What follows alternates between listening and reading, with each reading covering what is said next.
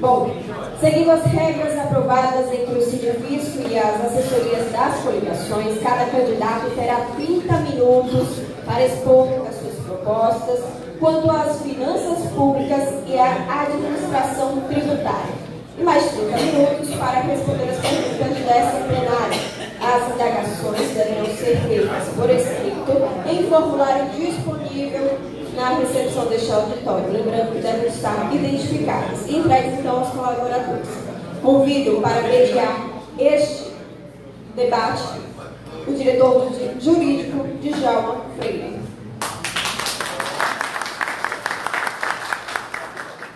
Convido agora o último candidato desta tarde, Milton Andrade, do PMN. Tem como vice Rafaela Soares, também do PMN.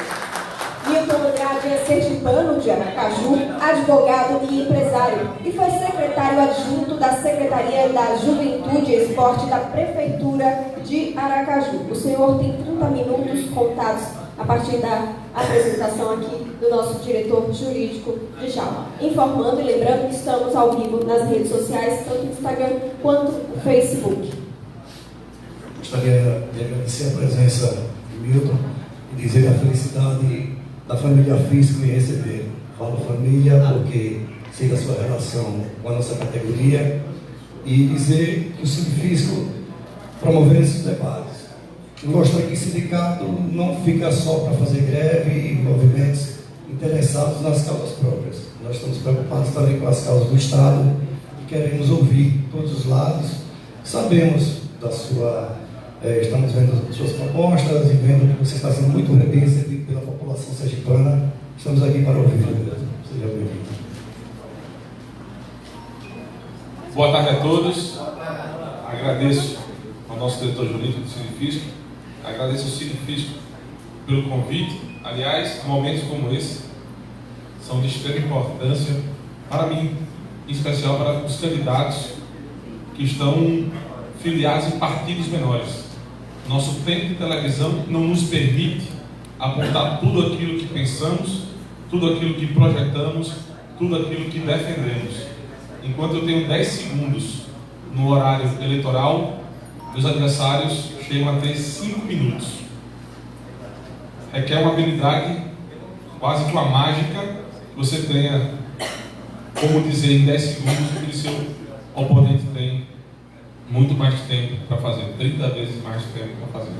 Momentos como esse demonstram o compromisso do Sindivisco com a democracia, com a discussão, com a boa discussão e com a construção efetiva de um Estado e de uma sociedade com mais conhecimento, com mais opção e principalmente com mais dignidade. Parabéns ao Sindivisco, uma salva de palmas ao Sindivisco pela... A partir de agora, o tema, do jeito que nós fomos já previamente, essa assessoria falou, sobre 30 minutos para falar sobre o tema finanças públicas e administração tributária no governo Milton Andrade. Só vou pedir ao nosso cerimonial, quando der 20 minutos, dê um sinal, para que todo mundo possa estourar o tempo, eu gosto de cumprir os prazos. Pois bem, a Secretaria da Fazenda deve estar passando, vocês bem sabem, pelos dias mais difíceis de sua história. Sem concurso público há muito tempo, sem investimentos em tecnologia, a escola fazendária, que era um sonho, foi por água abaixo, sem reposição nem da inflação há 6 anos, pagamento do salário fora de dentro do mês, no mês seguinte, atraso salarial, parcelamento do 13º salário. Com que motivação tocar um serviço nessas condições? Em que os técnicos não foram ouvidos e os políticos decidiram fechar os postos fiscais de fronteira. Aliás, eu queria só considerar que eu não trouxe uma apresentação de proposta. Eu acho que fica muito mais livre, desengessado, um bate-papo, em que a gente vai aqui falando livremente e a gente complete depois com as perguntas o que não foi esclarecido aqui na apresentação. Os postos fiscais foram confundidos como se fossem franquias de loja e foram analisadas a viabilidade financeira de cada um. O posto fiscal serve para blindar o Estado nas suas fronteiras em especial, para que nada daquilo venha através de sonegadores. E se uma fenda no navio é aberta, acabou, o navio afunda. Então, nosso escudo de proteção são os postos fiscais. Temos que ampliá-los, reativá-los, reestruturá-los. Inclusive, tem postos fiscais com higienização precária. Vamos trabalhar naquela higienização precária. Muitas vezes, os auditores se juntam para dividir uma diarista para poder limpar o posto fiscal, tal qual acontece em delegacias. Tivemos uma balança adquirida no ano de 2010, 2011, no posto fiscal de Propriá, e até o final do ano passado não havia sido instalado ainda. E a gente tenta combater tudo isso e as coisas não andam. Então, realmente, vocês têm sido grandes lutadores para poder sobreviver nesse mar inóspito, de pouca motivação, de pouco reconhecimento, de muita interferência política e de desvalorização. Antes se lutava por valorização, agora está se lutando por mínimo, respeito. É o básico, é o que tem que se dar a cada categoria. Então, eu lembro em 2015, quando se iniciou a cultura de fechar postos fiscais, no ano seguinte, a arrecadação do ICMS caiu 4,6%. Essa queda pode até parecer pouco, mas considerando que o ICMS saiu de 17% para 18% em sua alíquota geral, e ainda assim teve uma queda de 4,6%, está claro que essa atitude de fechar os postos fiscais foi uma atitude errada, não foi uma atitude acertada. Estou aqui colocando a minha posição, mas sou muito aberto ao diálogo. Quem pensar diferente, também gostaria de ouvir as posições que só os loucos e os teimosos não mudam de ideia. Eu não sou nem louco, muito menos teimoso. Então, o primeiro ponto que nós temos que estar aqui discutindo é reestruturar a secretaria, reoxigenando a máquina.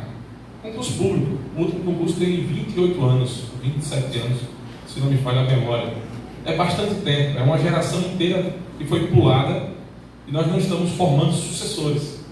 É importante que o serviço público tenha continuidade e que a experiência vá formando a juventude e que juntos vamos formando sucessores para dar continuidade a um serviço público eficiente. Infelizmente, tem uma geração pulada por falta de novos servidores, novos concursos públicos para os auditores. Então, o primeiro compromisso é reoxigenar a máquina com o concurso público, para que a gente possa reativar o quadro que, por conta do último tempo de concurso, é natural que estejamos chegando na safra de aposentadorias. E a cada ano que se passa, teremos mais servidores, mais fiscais aposentados e não teremos esses fiscais para compartilhar sua experiência com os que aqui estão chegando. Então é urgente que se faça concurso público, que se reponha o quadro para 500 a 550. Teve uma pessoa na minha equipe técnica que disse que o ideal seriam 600, mas outras duas pessoas disseram que 550 a 500 já teria sido suficiente. Então essa reposição do quadro é o primeiro passo. Implementação de novas tecnologias. Eu fui a uma palestra lá em Brasília do Mauro Benevides Filho. Ele é secretário da Fazenda do Ceará. Que coisa linda! O Ceará hoje é o terceiro estado em capacidade de investimento do Brasil, em números absolutos, não em números percentuais. Capacidade de investimento é tudo aquilo que sobra depois de pagar as despesas obrigatórias. Quando sobrou para você investir em infraestrutura, você investir em qualificação de mão de obra, para que você possa desenvolver o estado que você administra. O estado do Sergipe, nesse quadro, estava em penúltimo lugar na capacidade de investimento. Esse dado foi em 2016, eu arrisco dizer que hoje estamos em último lugar em capacidade de investimento e não se pode enxergar o fisco como despesa. Fisco é investimento. Fisco é investimento para poder arrecadar melhor. O principal não é arrecadar mais a qualquer custo, é arrecadar melhor. Eu sou comerciante, e sei que o fisco, se não for eficiente, eu vou estar concorrendo com um criminoso que sonegar imposto. Eu não tenho coragem de sonegar imposto. Meu concorrente tem, baixa preço, vende a mesma mercadoria que eu, com 20%, 30% a menos. E aí, quem vai ganhar mais mercado? Eu ou ele? Além da função arrecadatória, o fisco acaba criando também o ambiente saudável para a concorrência leal na livre iniciativa. Se o fisco não for eficiente, se o fisco não tiver condições de trabalho, os sonegadores vão ganhar o espaço e vão estar tirando pais de famílias, cumpridores de suas obrigações desse mercado que deveria estar sendo beneficiado e, ao contrário, está sendo punido por não entrar no jogo sujo da sonegação. Dito isto, novas tecnologias é essencial para que o fisco possa estar atualizado, antenado com tudo que tem sido feito diferente. No Ceará, o contribuinte entra com seu login e sua senha e tem acesso da mesma forma que o auditor vê a empresa, o contribuinte vê, para que ele possa corrigir aquilo que estiver errado, para que ele possa se antecipar a um lote de infração. Porque o que nós queremos são as coisas certas. Não é que seja pego de surpresa e que venha a multa a qualquer custo. Não. Todo mundo quer que seja arrecadado de acordo com o que diz a norma. Quarto ponto, a escola fazendária. No Brasil são criadas 60 novas normas tributárias todos os dias. Todo dia. Em todas as esferas. Naturalmente, isso não é na esfera estadual. Nos municípios, nos estados e na União. É humanamente impossível um cidadão conseguir acompanhar um ritmo de alteração normativa que é feito na legislação tributária.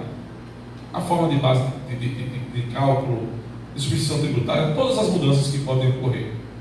Então, a escola fazendária é essencial para a formação permanente e contínua da capacitação dos auditores, para que a gente tenha mais eficiência na fiscalização, para que se autue o que tem que ser autuado e não se autue o que não deve ser autuado. Então, a escola fazendária deve sim ser implementada no fisco, para que a gente comece a ter uma formação contínua, ou seja, para mantê-los sempre atualizados. E aquilo que a gente domina, a gente tem motivação para fazer melhor e fazer mais bem feito. E agora eu vou entrar um pouquinho, vou deixar por outro de propósito, em algumas pautas que eu gostaria de me alongar mais. O desenvolvimento econômico é essencial para que se tenha desenvolvimento social. Não se constrói escola, não se contrata médico, não se constrói obra se não houver dinheiro. Sergipe perdeu quase 20 pontos percentuais do seu PIB de 2015 para cá. Sergipe perdeu 30 mil postos de trabalho de 2015 para cá. Sergipe ocupa os últimos lugares em todos os rankings. No deficiência da administração pública, da educação, eram os últimos. Agora nós estamos no último. Da violência, eram os últimos. Agora estamos entre os 5 mais violentos. E do desemprego, estamos entre os três estados com maior taxa de desemprego do Brasil. Esse é o cenário que Sergipe vive. Não precisa explicar muito para concluir que é um cenário caótico. O cenário que Sergipe vive hoje, nos seus indicadores sociais, é um cenário caótico. Para revertê-lo, nós temos que preparar o Estado através do desenvolvimento econômico, de emprego e de renda. Para atrair investimentos, é necessário infraestrutura, escoar a produção, de rodovias de qualidade, energia elétrica, para que o investidor, o industrial que vier para cá, saiba quanto vai pagar de energia e não oscile de bandeira verde, bandeira amarela, bandeira vermelha, porque aqui, por exemplo, o Xingó, que era para ter 8 turbinas, foi inaugurada com 6, só tem uma funcionando. A região do Sertão é um polo essencial para a energia solar, por exemplo, para que a gente possa virar um estado produtor de energia elétrica, para dar infraestrutura e atrair os investimentos. Um tripé para atrair investimentos: infraestrutura, mão de obra qualificada e segurança. Segurança jurídica e segurança pública. Que nenhuma empresa, quando olha nos indicadores, vai querer viajar, vai querer implementar sua indústria, sua base. Nós mudou para Paraíba. Estamos perdendo para todos os estados. Empresas que eram daqui estão se mudando, botando suas bases fora por falta de infraestrutura, de mão de obra qualificada e de segurança pública e jurídica. Na mão de obra qualificada, só para pontuar, não passando, cursos profissionalizantes Seria uma grande medida de acordo com a vocação de cada região, para que a gente possa ofertar mão de obra em sintonia com o mercado de trabalho. Dito isto, a Secretaria da Fazenda tem um papel fundamental para que essa recuperação econômica seja feita de forma efetiva e acelerada. Isso se dá através da arrecadação e se dá também na otimização de gastos. Ou seja, nós temos dois vieses dentro de uma mesma secretaria. Embora os gestores só se preocupem em cortar gasto, mas o superávit, a sobra, é construída da receita menos a despesa. Você tem dois caminhos. Você pode cortar a despesa ou você pode aumentar a receita. Infelizmente, somente a coluna da despesa tem sido olhada. E a coluna da receita é vista pelos políticos como algo natural, automático, sem ingerência. Como se fosse um fenômeno quase natural, como a chuva, como o maremoto.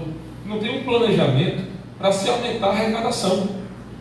Nós temos que pegar a coluna de cá e a de lá, ambas, para que conjuntamente a gente construa um superávit nas contas públicas, para que tenhamos sobra suficiente para poder vir a ter o desenvolvimento social e o respeito que os servidores públicos merecem. Hoje o Estado de Sergipe tem um déficit de 600 milhões de reais ao ano. Nenhuma empresa, nenhuma família consegue se sustentar tendo déficit. Nós vamos reverter esse déficit e transformá-lo no superávit, com algumas medidas. Aqui eu vou falar das medidas de contenção de despesa. O aumento da arrecadação vou deixar para daqui a pouco. Redução de 22 secretarias para 8. São 18 secretarias e 4 órgãos com status de secretaria que custam como secretaria. 22 para 8, como era na década de 80. Os senhores certamente devem lembrar, na década de 80, Raimundinho deve lembrar, por exemplo, que eram 8 secretarias e funcionava bem e melhor. Redução de cargo comissionado e substituição também de cargos comissionados dos servidores públicos efetivos, dos terceirizados também e dos contratados temporariamente, mesma coisa. Essas 3 classes, em regra, são privilegiadas, optadas, escolhidas pelo poder político, porque é onde você tem ingerência na nomeação. Mais uma vez entra a politicagem na sala e a gestão sai pela janela. Quando a politicagem entra no ambiente, a gestão sai pela janela. Aí você tem cargo comissionado. Alguém tem dúvida que não houve análise curricular? Que não houve uma entrevista? Uma seleção? Não, educação política. Em regra, em regra. Tem uma exceção que é quem toca a máquina com muito labor, que faz valer o seu cargo, não pelos votos que tem, mas pela competência. Contrato temporário, mesma coisa, aquele processo seletivo simplificado, que virou regra na Secretaria de Educação e na Secretaria de Saúde. Isso prejudica demais o serviço público. Primeiro que tem o que nós chamamos de administração de turnover, a rotatividade, não dá sequência ao serviço. O servidor interrompe o seu contrato, vai ter que ser trocado por outro, que não entende nada daquele serviço, daqui que aprende acaba com um novo contrato, vai ser trocado por outro, enquanto isso o Estado tem um serviço precário, ruim, e tendo um gasto de quem está tendo serviço de qualidade. E os contratos terceirizados também vai pela mesma lógica da ingerência política. Aliás, as terceirizadas são um terreno fértil para esconder o nepotismo, porque cargo comissionado entra no portal da transparência e o nome dos terceirizados não entra. Então, terceirizado, a primeira medida de combate à corrupção de transparência é colocar no portal da transparência os trabalhadores terceirizados à disposição do poder público, para que a gente possa inibir e coibir essa cortina de fumaça, um nepotismo escondido através de empresas terceirizadas. Então nós vamos reduzir esses servidores, esses cargos comissionados, são mais de 3 mil hoje, há quem diga que são mais de 5 mil, ninguém sabe o portal da transparência. Não é bom o Sergipe está na 24ª colocação em transparência no Brasil, e todo dia tem gente publicando nomeação e exoneração, é impossível acompanhar. Nós não temos como acompanhar quantos cargos comissionados são. Saiu numa nota oficial que eram 3 mil e pouco, mas depois foi dito que aquilo ali foi na maré seca. Na maré alta são 5 mil cargos comissionados. Nós também adotaremos algumas medidas de contenção de despesa em relação ao custeio. Sergipe tem mais de 1.000 imóveis, e ao mesmo tempo é quem mais aluga imóvel no próprio Estado. Imóveis vagos, vazios, e não tem o menor sentido em você estar alugando, gerando despesa, carros alugados, enquanto falta viatura, falta aqui no fisco volante, carro alugado, combustível, manutenção, carro alugado à torta e direita para assessor, para secretário, para quem tem um papel político. Se gasta demais com a máquina e se gasta de menos com o serviço público, com o cidadão e com o servidor. Nós vamos inverter essa lógica para que a máquina não pese tanto e a gente foque na qualidade do serviço. Hoje a despesa de custeio é 90 milhões de reais. Essa despesa cresceu vertiginosamente nos últimos anos. A tecnologia chegou e a despesa cresceu. Nos outros estados, com a vinda da tecnologia, a despesa de custeio caiu. Porque aquele transporte já não é mais necessário, você manda via intranet, via internet. Aquele prédio que servia para estocar documentos já não serve mais, porque você digitaliza e salva em uma nuvem para baratear o seu custo. Então a tecnologia veio e a despesa de custeio em Sergipe cresceu assustadoramente. Em 2017, durante uma crise, com salários atrasados, a arrecadação e os repasses de Sergipe, próprias de repasses, aumentaram 2%. A despesa aumentou 11%. Não precisa ser muito bom de conta para saber que essa conta não fecha. Se já faltava dinheiro antes, aumentou a arrecadação e os repasses, e aumentou 11% de despesa, estamos diante de um quadro de má gestão de governo perdulário, que não está fazendo conta para que a conta fique equilibrada. Agora, trazendo aqui a pauta para os senhores. Reposição inflacionária não deveria ser tema de campanha eleitoral. É obrigação, está na Constituição. Mas quando falta o básico vira proposta. Infelizmente. Reposição inflacionária é essencial para os servidores como um todo. E não afeta somente os senhores servidores. Afeta também o comércio. Em 2012, o poder aquisitivo dos servidores era 1. Em 2018, é muito menor, com um congelamento. Isso fez com que o comércio de Sergipe despencasse. São 62 mil servidores em Sergipe, ativos e inativos. São 62 mil famílias que têm um poder de compra e de consumo e que estão congelados há 6 anos. Aquela sobra que tinha no orçamento mensal para comprar uma camisa, para almoçar fora, para ter o lazer com a família, infelizmente virou despesa financeira, juros de banco, que é a cobertura do cheque especial que estavam acostumados a receber no dia 30, para agora receber no dia 11 e no dia 12. Então aquela sobra mensal, além do congelamento, virou juros financeiros. É o que aconteceu em regra com boa parte dos servidores. O Estado mal administra e nós pagamos a conta. Infelizmente é assim. Então reposição inflacionária é obrigação. E nós faremos isso a partir de 2019, ano a ano. Iremos repor também inflacionariamente o que não foi reposto em 2013, 2014 até 2017. Até 2018 vai ser reposto em 2019.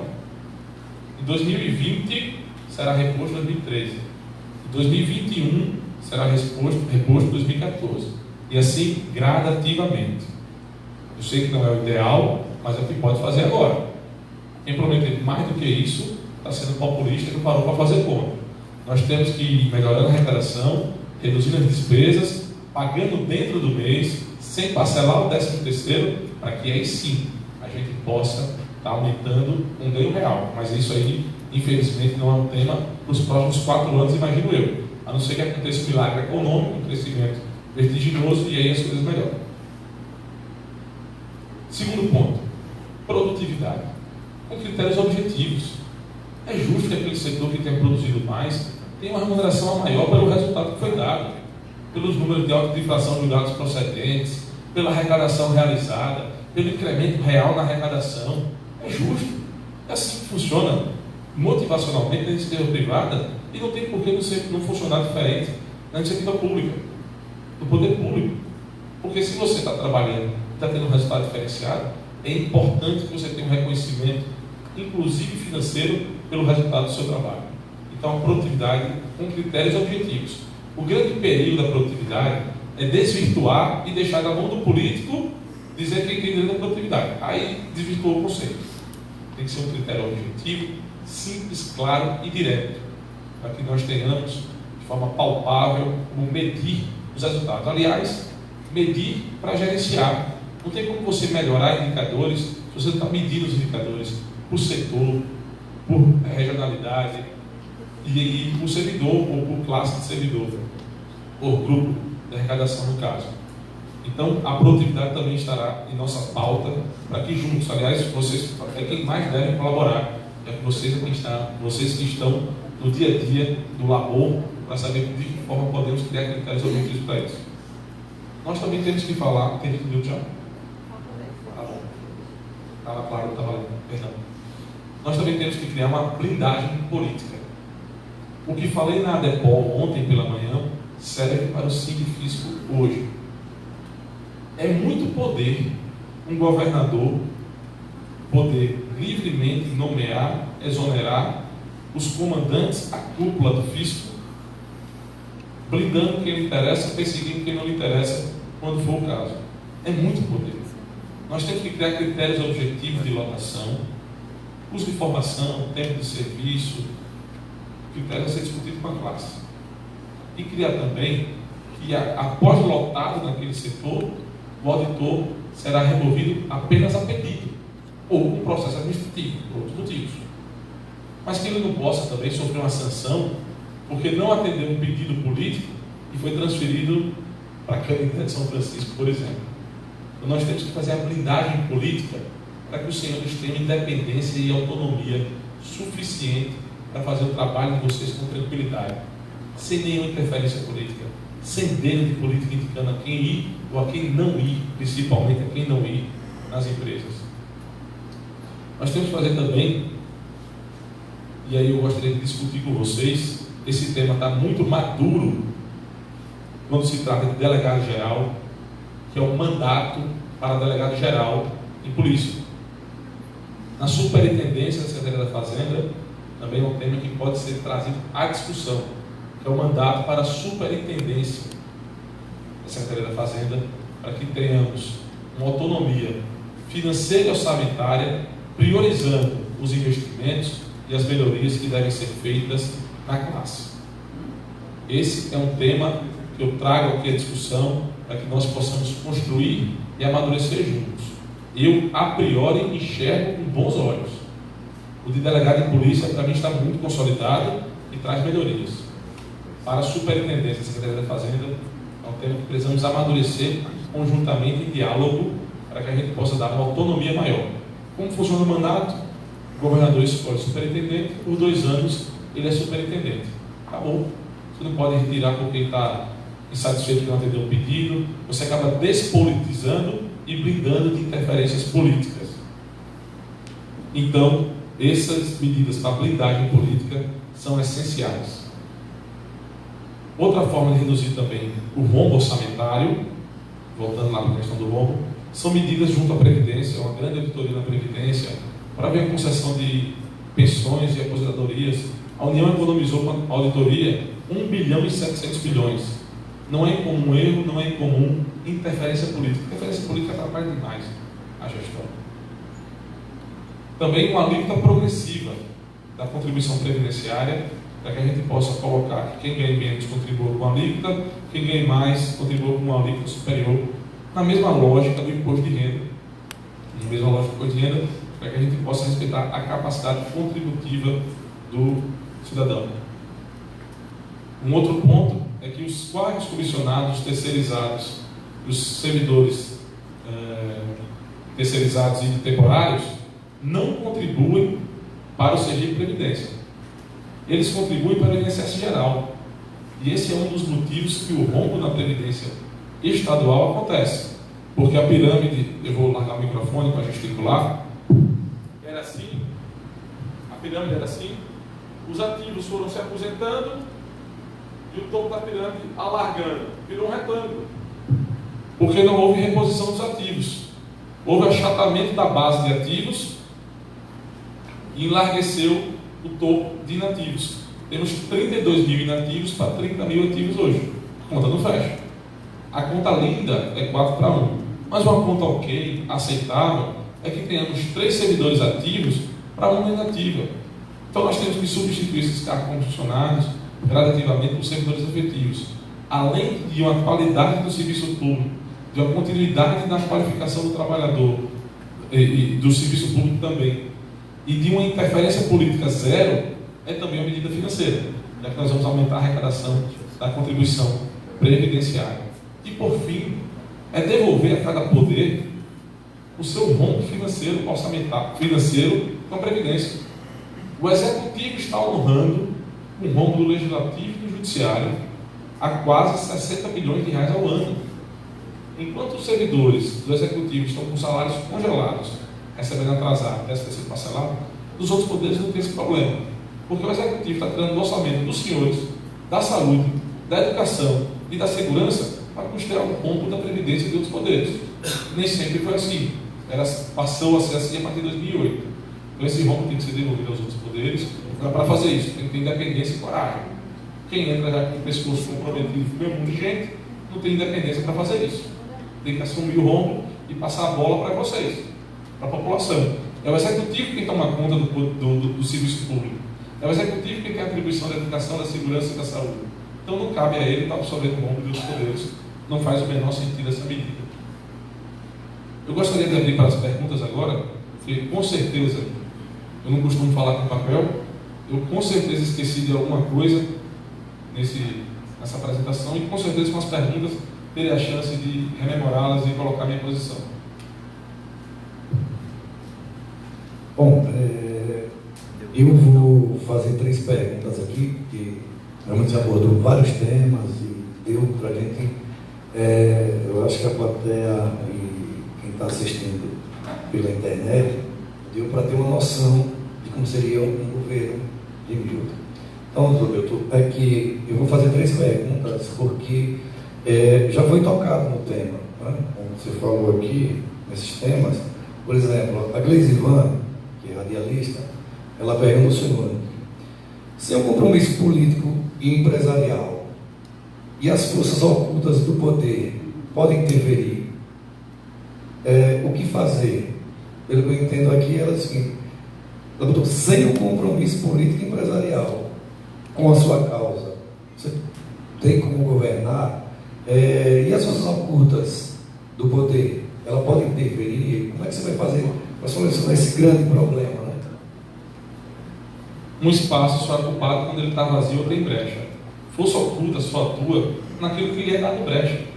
Naquilo que não lhe é dado espaço, que não lhe é dado brecha, força oculta fica oculta no lugar dela.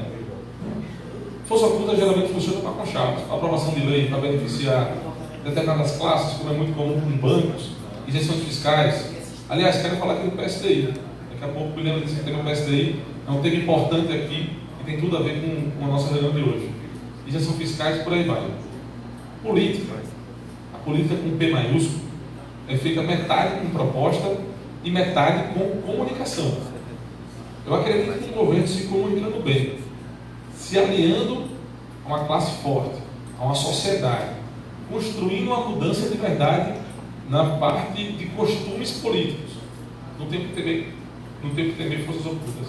As forças ocultas vão morrer de inanição e não serão alimentadas para se manter atuando na sombra do poder, porque não terão quem receba essas forças ocultas. Respondi? Faltou alguma coisa? Sim, não, é isso mesmo. É isso mesmo, né? É que eu entendi muito bem. Que essa força oculta que eu falo é justamente a sua vontade de querer, né? E alguém, porque não ganhou o poder, começar a impedir. Perfeito. Próxima pergunta do nosso vereador. Então, José Mesquita, ele está nos assistindo pelo Facebook, o auditor fiscal, e ele pergunta o seguinte: o senhor vai fazer para cobrar a dívida ativa dos grandes comerciantes? Vai ser feito um grande comitê de cobrança, uma força-tarefa de cobrança, que não é justo, aliás, excelente pergunta, não estou aqui nesse tema. Vamos ampliar até o TAPS, para que juntos com o Ministério Público, Delegacia de Combate ao Crime de Sonegação Fiscal de Colarinho Branco e Secretaria da Fazenda, a gente possa coibir e retaliar o crime.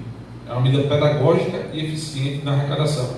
Preventiva, porque se fica o exemplo de ninguém fazer mais aquilo, e repressiva, porque nós vamos atrás dos ativos que não foram pagos. Então, uma grande força-tarefa, um comitê integrado de recuperação de ativos, para que a gente possa estar fazendo valer os nossos créditos tributários. Mais uma vez eu digo, recuperar ativo é essencial para uma concorrência legal. Se o Estado dá espaço a empresário sonegador, empresário caloteiro, o bom empresário quebra, o bom empresário vai embora daqui. Então nós precisamos usar da força do Estado, do poder de polícia do fisco, para ser ativo e coibir a má prática empresarial de sonegação e de calote. E é muito comum também abrir vários CNPJs em nome de parentes, tudo aquilo, que com tecnologia isso pode ser mais facilmente identificado. Isso pode ser mais facilmente identificado. Então, com essas medidas de integração entre forças, sem blindagem a ninguém, pouco importa de que família veio, de onde vem, sem interferência política. A gente vai sim estar indo atrás do que é do Estado, que é do Estado do povo, né? É importante para a arrecadação, é importante para os investimentos e é importante para a concorrência leal e saudável na iniciativa privada. Nós temos aqui o colega Jorge Santa Bárbara e ele dá a oportunidade de falar sobre o PSDI. Ele diz o seguinte: como você vai lidar com as grandes empresas que possuem benefícios fiscais do PSDI, onde muitos devem ao Estado e outros vão embora do Estado? Como você vai tratar essas... O Jorge pode levantar a mão aqui. Jorge, por favor. Obrigado pela pergunta, Jorge. Veja, o PSDI, o Programa Sergipano de Desenvolvimento Industrial, ele tem como finalidade atrair indústrias. E aí eu peço aos senhores que me rememorem quais grandes indústrias vieram nos últimos 5 anos para Sergipe, embora tenha um programa tão generoso como o PSDI. Quase nenhuma. O incentivo fiscal é uma forma de atrair indústria, mas não é a mais eficiente. A mais eficiente está naquele tripé de qualificação de mão de obra, infraestrutura e segurança pública e jurídica. O PSDI, infelizmente, tem sido dado, e aí também, mais uma vez, é concedido muito poder político. O PSDI tem sido dado de forma que não olha os empregos gerados. Então, uma empresa de tecnologia que gera 2 empregos, se instala aqui, não deixa nada no Estado e se instala no PSDI. Nós temos que criar como critério para avançar na alíquota de concessão do PSDI o número de empregos gerados. Se o Estado está abrindo mão da arrecadação, a contrapartida é a geração de emprego. Então vamos escalonar por atividade, principalmente as que não forem exploradas no Estado de Sergipe, porque o que foi explorado já está no histórico de arrecadação. Aquilo que não está explorado não está no histórico de arrecadação. O Piauí, por exemplo, tem um programa de desenvolvimento industrial que atividades inéditas do Estado tem 100% de desconto do ICMS. É mais agressivo que o nosso. Só que ninguém vai para lá. Porque o atrativo não é só o desconto. O atrativo é mercado consumidor, é qualificação da mão de obra, é infraestrutura e segurança. Então nós temos que usar o PSDI como um grande estimulador do desenvolvimento após superadas essas 3 etapas, inclusive requerendo contrapartida em investimentos como esse. Ok, eu dou PSDI, me forme 200 jovens no curso de tecelão, me forme 200 jovens no curso de técnico eletricista, me asfalte uma rodovia, uma rua, uma avenida que seja. Usar contrapartidas de infraestrutura e de qualificação de mão de obra para a concessão do PSDI e, principalmente, uma alíquota progressiva e não um cara crachá de acordo com a atividade. Uma alíquota progressiva de acordo com o número de empregos gerados. Ok, obrigado. Fontes Arthur, ele está nos assistindo pelo Instagram e ele pergunta ao senhor: o que o senhor pensa sobre as privatizações? Privatização é uma última medida tomada pelo Estado depois que tudo que tentou deu errado. Então, muito claramente, vamos falar de Désio e de Banese. É o que nós podemos falar aqui de privatização. O Banese tem 90 milhões de lucro ao ano. Está dando certo, está dando lucro. Só vai vender o que dá lucro. Porque não tem juízo. Está dando lucro, está bem administrado. Dobrou o lucro, inclusive, de 40 milhões, 42 milhões para 90 milhões ao ano. Então não tem se falar em privatização do Banese, está bem blindado. A legislação do Banco Central é bem rígida, não permite, como antigamente, nomeação para a diretoria de cargos políticos, tem que ser convalidado do Banco Central. No último ano, 2017, 2 diretores do Banese não foram nomeados porque eram nomeações políticas. O Banco Central não aceitou nomeação e devolveu. Então nós temos uma legislação sólida, consolidada, blindando o Banese das interferências políticas, e é um banco que está dando resultado. Ponto. Sobre a DESO. A DESO não conheceu, infelizmente, uma gestão técnica e eficiente. Nos últimos 4 ou 5 anos, até tem se adotado o presidente da DESO na casa, que eu defendo. Mas o presidente é um. A diretoria são várias. E as diretorias estão aparelhadas. Quem for lá na DESO vai ver 2 deputados derrotados nas urnas que viraram diretores da DESO. O que entende de água sabe Deus, entende de voto. Então nós temos que adotar uma gestão eficiente. Não se fala em privatização se adotar uma gestão eficiente. Há 30 anos tentam duplicar uma adutora que Augusto Franco fez em 4 anos. Está comprovado que não está tendo uma gestão técnica eficiente. Está comprovado que está tendo muita interferência política e principalmente muita incompetência. Corrupção de um lado da mão, do outro lado da mão, incompetência. Dois males que condenam a administração pública ao fracasso. Então nós vamos implementar uma gestão técnica eficiente. Com a DESO nós podemos e vamos fazer parceria público-privada pontual. Por exemplo, Franca, uma cidade de São Paulo, tem 99,2% de esgotamento sanitário. Aqui em Sergipe, a cada 3 lares, só um tem esgoto. Esgoto é saúde, R$1 no esgoto, no saneamento básico, economiza R$6 na saúde. Esgoto é infraestrutura. Tem vários empreendimentos travados na zona de expansão por falta de esgotamento sanitário. Esgoto também gera mão de obra gera emprego durante a obra. Tudo isso é um ciclo virtuoso do crescimento. A DESO não tem condição de fazer esgotamento sanitário nesses percentuais de Franca. Então vamos fazer o que Franca fez. Franca separou a cidade em lotes, lote 1, lote 2, lote 3, colocando um lote interessante com um lote menos interessante, para que ninguém deixe de fora os que forem menos interessantes. E fez uma parceria público-privada. Em que sentido? Nós pagamos 80% de taxa de esgoto. Dá uma raiva daquela taxa de esgoto. E muitas vezes pagamos sem ter o esgoto, sem ter o tratamento de água. Aliás, esgoto também é meio ambiente, né? Essencialmente meio ambiente. Vamos estar reutilizando a água, vamos estar tratando a água e vamos estar despejando nos rios com água tratada, não água contaminada. Enfim, a iniciativa privada participa de um leilão e adquire aqueles lotes para fazer obra de esgotamento sanitário. Em contrapartida, ela fica com um bom percentual da taxa de esgoto. Eu fico com 70% da taxa de esgoto, com 60% da taxa de esgoto. O Estado não entra com R$1 na obra, dá um serviço público de qualidade, salva vidas, porque é saúde, protege o meio ambiente, porque é meio ambiente, gera emprego e não tem a sua arrecadação, porque ele não tinha uma taxa de esgoto ali implementada, agora vai ter, ainda que de forma minoritária, mas vai passar a ter, tem que ser 10% ou 20%. Então, na DESO podemos fazer isso não é privatizar, seria público-privado. Então, será assim que nós vamos gerenciar e administrar as empresas públicas. Aliás, vale considerar aqui que nós temos na administração indireta, nas empresas públicas, nas companhias, 8 empresas e companhias que encontram o mesmo objeto nas secretarias. Secretaria de Turismo, em setor. Secretaria de Desenvolvimento Industrial, CODISE.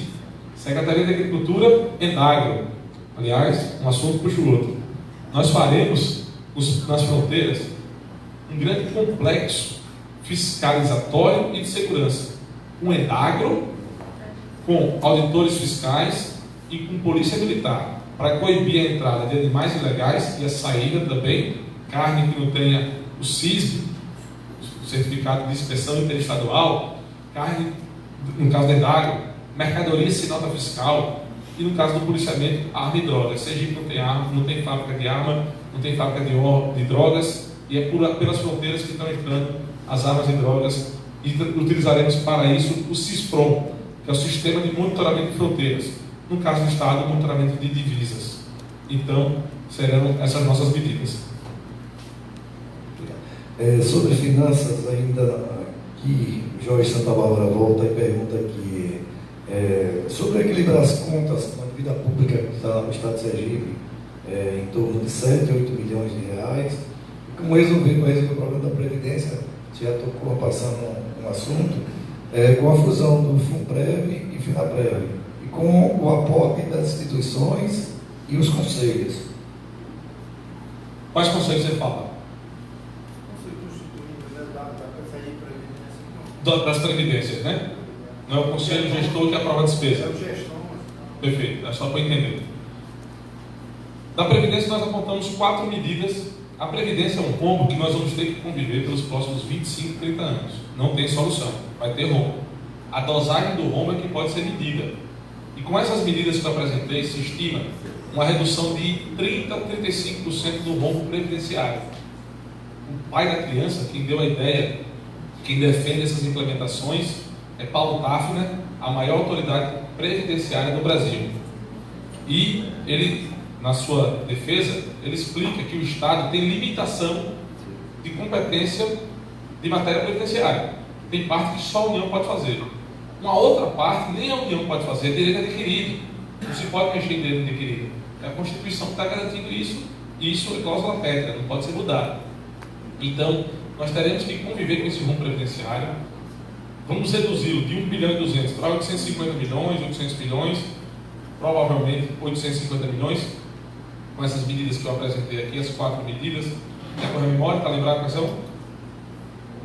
Substituição de terceirizados, comissionados e temporários por efetivos, alíquota progressiva, auditoria nas aposentadorias e pensões e repassar o rombo previdenciário dos poderes para os respectivos poderes. Isso deve gerar uma economia, só o repasse dá 60 milhões de economia. Então isso deve gerar uma economia de 300 a 350 milhões ao ano. Então, a Previdência nós vamos ter que conviver com isso. A solução é crescer economicamente, para que esses 800 milhões no percentual signifique menos do que significa hoje. Não tem outra solução. Número nominal não vai mudar. Temos que estancar a sangria e crescer economicamente para que percentualmente isso signifique menos orçamento. Nós temos diversos apadrinhados políticos recebendo jetons. Eu recebi agora no início da semana jeton da imprensa oficial da Segrasa. Todo mundo já foi candidato. É uma coisa absurda, não tem sentido. É um pagamento desproporcional. São os privilégios que nós combatemos. São privilégios como esse que nós não podemos permitir que continue. Não cabe esse tamanho de privilégio em nosso Estado mais. Enquanto tinha crescimento econômico, esses erros eram escondidos. Agora que a maré secou, a gente está vendo os erros, está vendo os buracos que foram deixados. E o jeton, sem dúvida, é um desses buracos que tem que ser saneados de imediato. Colabora com a administração quem tem espírito público. Quem quiser fazer riqueza não pode ser privada. No serviço público tem que ser bem remunerado, tem que ser reconhecido, mas não é para estar recebendo, como tem gente recebendo 70 mil reais de aposentado. Aliás, respeito ao teto constitucional é a 5ª medida para poder respeitar e diminuir o rombo previdenciário. Tem gente recebendo 70, 80 mil reais no serviço de previdência. Não dá para compactuar com um absurdo desse. Mas tem uma pergunta no início que eu acabei não respondendo. A primeira pergunta dele, qual foi? A dívida pública, ninguém sabe exatamente quanto é, e tem muito medo de se divulgar o número de condenações trabalhistas das fundações de saúde, que aí nós podemos passar em muito desse número que se estipula hoje de 7 bilhões de reais. Até um dia desse eram 800 milhões de reais, nada foi feito, a cada ano a dívida aumenta 600 milhões e nós não vemos retorno disso. O superávit primário vai estancar a sangria e fazer com que a gente fique adimplente. Rolar a dívida é a melhor opção nesse momento, justifico, porque com a performance de superávit, a análise de crédito do Estado melhora. Hoje está em alto risco, a gente passando por superávit, tendo capacidade de investimento, vai sair de um bom pagador. E quanto melhor a análise de crédito, menor a taxa de juros. Então seria muito melhor a gente performar aumentando o superávit e rolando a dívida, pagando somente os juros, rolando a dívida para frente, repactuando mesmo, renegociando com taxas de juros menores, para que a gente tenha fôlego para investir em infraestrutura e atrair os investimentos que seja preciso. Ok, agora temos duas perguntas que tem um pouco a ver. A primeira, eu vou fazer as duas, porque estão bem relacionadas. A primeira, ambas são dos diretores do sindicato.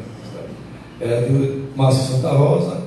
Ele pergunta o seguinte: qual a sua opinião sobre a OAT? A OAT é uma lei, tem aí uma OAT, e sobre a carreira única do fisco, pois hoje há 2 carreiras na Secretaria da Fazenda. O Abílio Castanheira aqui ele diz o seguinte: tramita no Congresso Nacional a PEC 86, que trata da autonomia da administração tributária. Então, o problema é as duas carreiras e a administração tributária sem muita ingerência política, assim, com uma certa autonomia. Começando pela LOAT, que foi proposta em 2007 no Congresso Nacional, há 11 anos tramita passos de tartaruga, não tem interesse político na aprovação dela, e quando não tem interesse político, a gente merece olhar com mais carinho. Porque se atrapalha o político, geralmente beneficia a sociedade. Eu sou a favor da LOAT. Ela explica e funcionaliza na essência o que é o papel do fisco para o Estado. Dá a autonomia necessária, dá os meios necessários para a implementação das políticas fiscais arrecadatórias, fiscalizatórias e de despesa.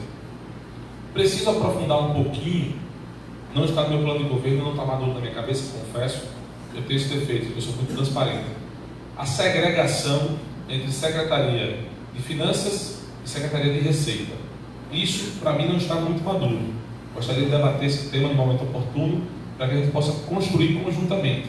É algo que eu gostaria de conhecer um pouco mais, onde funciona, como funciona, porque os exemplos que eu pesquisei no Brasil ainda não existem.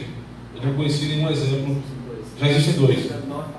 E Rio Grande do Norte e Paraíba. Pronto. Então nós precisamos medir os resultados que lá tiveram com essas implementações, para ver como foi a eficiência na arrecadação e eficiência no gasto, já que foram desmembradas as secretarias. Então, eu preciso aprofundar esse tema. Não tenho uma opinião formada sobre esse tema, mas sobre a LOAT, sim. A LOAT é essencial para falar tudo aquilo que eu disse aqui, da blindagem política mesmo, a implementação da política da administração tributária. Aliás, nós temos aqui o FUNDAT, que é o Fundo de Desenvolvimento da Administração Tributária, que o percentual das multas vai para o FUNDAT, correto? FINAT, perfeito. E nós precisamos ter um investimento melhor desse FINAT, em especial para a escola fazendária, para a formação dos auditores de forma permanente. Então o FINAT também tem que ser algo valorizado. Obrigado a quem fez a pergunta para o senhor da unificação de carreira, acabei esquecendo também. Não tem sentido, não tem o menor sentido a segregação de carreiras. Me desculpe quem pensar diferente, eu tenho uma opinião muito consolidada. Isso acaba toda divisão dentro de repartições. Polícia Militar, Polícia Civil, não se conversam, quem perde é a qualidade e eficiência do serviço público. Mesma coisa que o tributário 1 e o tributário 2. Não tem sentido, os senhores são auditores. Há pelo menos 27 anos os senhores são auditores. Não tem motivo essa segregação. Não tem motivo deixar hoje, deve ter em torno de 20, 30 auditores 2? 26 ativos. 26 ativos que não foram repostos no quadro e segregados do lado de cá. São todos auditores fiscais. As atribuições são as mesmas. As competências estão comprovadas pelo serviço dos senhores dia a dia, nas últimas quase 3 décadas. Não tem o menor sentido a segregação. Temos que unificar como forma de aumentar o efetivo das atribuições, dividir o peso nos ombros de mais pessoas, de motivar e reconhecer as categorias como um todo e, por fim, que todos tenhamos agora o mesmo nome. Somos todos auditores. Henrique Aragão, ele é um dos convidados aqui, ele é do Grupo Meixas, de uma associação de moradores. Ele pergunta o seguinte: o CAIC, em Nossa Senhora do Socorro, foi demolido e construíram um Senan. Na educação, quais são as propostas? Não está bem no tema aqui, mas como ele é um convidado e tem essa preocupação, se eu puder apresentar as propostas. Henrique, eu lembrei da época do colégio, tinha concurso de poesia, e alguém falou: se as rosas são vermelhas e as violetas são azul, para que eu quero a bicicleta se eu não sei nadar, né? Então, o tema realmente foi surpreendente. Mas vamos falar aqui de educação, escola de ensino em tempo integral, para que a gente possa dar qualidade e retirar das ruas os adolescentes em situação de risco. A cada 10 alunos que entram no ensino médio, apenas 3 alunos concluem o ensino médio. Está errado. Está na cara que esse modelo não funciona. 7 pessoas desistem de concluir o ensino médio porque não tem atrativo de ir para a escola e não tem diferença na hora de ir para o mercado de trabalho se você tem ensino médio concluído ou não, porque a qualificação é quase zero. O Colégio Ateneu implementou a escola de ensino em tempo integral. 302 alunos entraram no ensino médio. 302 alunos concluíram o ensino médio. 302 alunos foram aprovados para o ensino de nível superior, para a faculdade e para a universidade. Mas a escola de ensino de tempo integral não é dobrar o horário somente, não. É adaptar a infraestrutura escolar, é capacitar os professores para que eles tenham condições de formar os alunos, para que eles tenham a técnica e a didática necessária e principalmente implementar tecnologia. Na escola de ensino de tempo integral, nós teremos cursos profissionalizantes, para que o aluno que assistiu Química, que talvez nunca use na sua vida de manhã, ele saia com a profissão de tarde. Técnico eletricista, instalador de ar-condicionado de splitter, técnico hidráulica, técnico informática, que ele saia com a profissão, que ele aprenda sobre empreendedorismo, que ele saia tendo consciência de como obter um microcrédito e virar um empreendedor, um pequeno empreendedor, como o SEAB faz. Aqui está a presidente do SEAB, dona Regina, empresta dinheiro a 12 mil famílias, que não teriam do que viver se não fosse esse empréstimo. E tem uma diferença de 1%, porque o negócio dá certo, o negócio se paga. Então é isso que nós temos que fazer com nossos jovens. E a violência de hoje é fruto de um IDEB, do pior IDEB do Brasil nos últimos 10 anos. Segurança pública não se faz só com polícia. Segurança pública também se faz com educação e com geração de emprego e renda. Nós estamos colhendo hoje o alto índice de violência, porque em 2008 e 2009 implantamos o pior IDEB do Brasil. E aqueles alunos que não se formaram ou mal se formaram nos últimos anos não tiveram outra alternativa a não ser o caminho da criminalidade. Ok. Candidato, estamos sendo alertados que só temos mais 5 minutos. Então eu selecionei aqui as últimas 6 perguntas, todas o senhor já tocou no assunto. Então, só em homenagem a quem fez a pergunta, eu vou ler e aí o senhor vai repisar aquilo que o senhor falou. A colega Rosa Amélia, da coordenadoria do PVA, ela pergunta o seguinte: o funcionalismo público está há 6 anos sem reposição salarial. Entretanto, o governo promove refis para os devedores. O que o senhor pensa e o que vai fazer para o funcionalismo? Como empresário, eu me sinto lesado em ter pagado em dia o tributo. Rosa, senhora, eu me sinto lesado em ter pagado o tributo, porque quem deu calote 3 anos depois, se eu pagar, está pagando igual a mim. Então o refis é uma medida de exceção. Exceção durante uma crise econômica de um determinado setor, inclusive. O setor de autopeças teve uma crise, o setor, se fosse o caso do milho, se fosse o caso da isenção, mas de setores específicos que estão sofrendo com crises específicas. E não de uma forma arrecadatória que você acaba tendo um efeito rebote. Que é que quem está pagando para de pagar, porque sabe que daqui a pouco tem um refis. Então, na verdade, entra em parafuso e entra no ciclo vicioso e não no ciclo virtuoso. O que mantém a arrecadação saudável é o pagamento em dia. E, aliás, quem paga em dia se sente lesado, porque quem pagou atrasado teve uma vantagem muito maior que a anterior. Então, o funcionalismo público também é vítima de uma política fiscal em que muito se politiza. Tem dúvida de que houve pedido de alguém para se aprovar um refis? Um deputado pediu, um grande empresário pediu? Sempre tem. Os corredores sabem disso. A gente não fala aqui porque ele não quer problema, que não tem como provar, se tivesse falado. Mas a gente sabe quem beneficiou, quem tirou o pé da lama com cada refis que foi dado. Então nós temos que despolitizar as decisões técnicas. E aí sim nós estaremos de forma firme, arrecadando mais e melhor, para que a gente possa entrar no ciclo virtuoso do pagamento dentro do mês, reposição inflacionária, gratificação por produtividade e 13º dia dos servidores. Bom, nosso tempo está se esgotando, e aí o tema do refis foi inédito, realmente. Jorge Santa Bárbara, você faz esse encontro sucateada com costos de combustíveis, sem estrutura física, viaturas para o trabalho, falta de recursos, treinamento, sem investimentos, sem valorização de servidores. Jorge continua aqui. Como serão as escolhas dos gestores? Também já tocou no assunto. Eles serão valorizados monetariamente. Essa aqui foi. Pegue outras aí. Paulo Roberto qual o seu projeto? Paulo Roberto, o Beto Teixeira. Qual o seu projeto com vistas a colocar os vencimentos dos funcionários públicos e aposentados com integralidade de direitos? Acho que ele faz uma remissão aqui à paridade também. Isso, é isso mesmo. Deixa eu falar da paridade dos inativos aos ativos. Isso, também. A única coisa. Salário mínimo. Eu sou aposentado do Estado como assistente administrativo. Foi no salário mínimo. Isso é uma vergonha. Tem gente do Estado ganhando menos que o salário mínimo. É porque quando desconta o INS, o IPS, no caso, né, a gente já acaba ganhando 800 e pouco. Perfeito. Nós temos nos militares o posto imediatamente superior. Quando se aposenta como tenente, vai para o posto superior. Se aposenta como sargento, vai para o posto superior. Infelizmente, isso não acontece nas outras classes. É importante que seja mantido o que vinha sendo feito.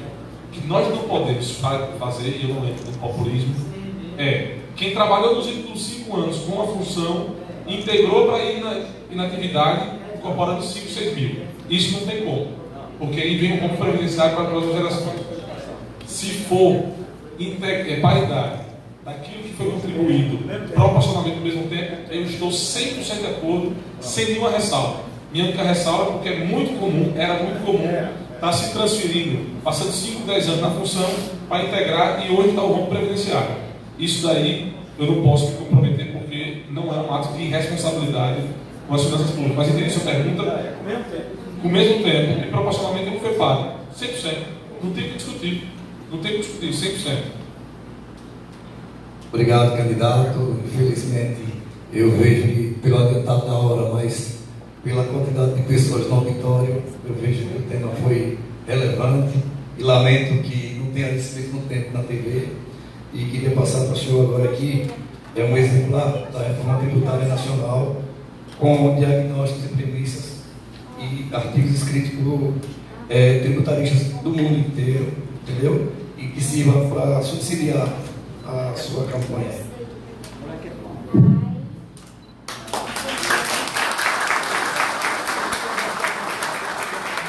Agradeço então ao candidato e principalmente a todos que permaneceram. Considerações finais. O senhor tem 1 minuto para as considerações finais. Perfeito. Eu participei de uma conversa com Bernard Epp, que é o autor da reforma tributária no Brasil, e com Odin Fernandes, que também é um dos autores intelectuais e secretário da Fazenda do Rio Grande do Sul, sobre esse tema. Muito obrigado pelo grande presente. Me debruçarei sobre ele a partir de novembro, com fé em Deus, dividindo as funções do governo de transição com isso, com a leitura.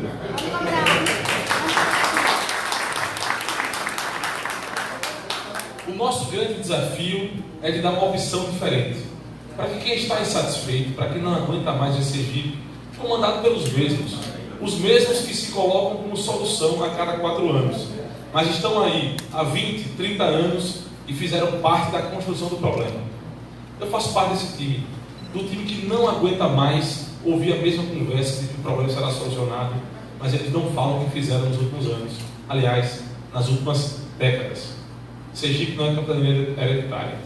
Sergipe não é terra de poucos. Precisamos renovar e renovar com qualidade, para colocar gente que sabe o que fazer lá dentro, que tem a capacidade de diálogo.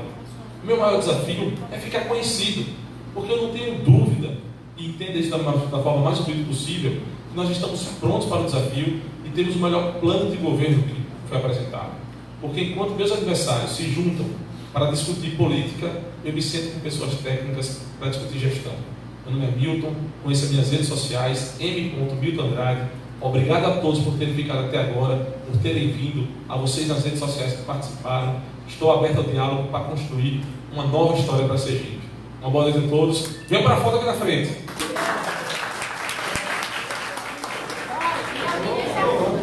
Muito bem, agora sim agradeço a presença de todos e já fazendo um convite para amanhã. Os candidatos do debate serão Benivaldo Chagas, PSD, Márcio Souza, do PSOL e Mendonça Prado, do DEM. Obrigada a todos e tenham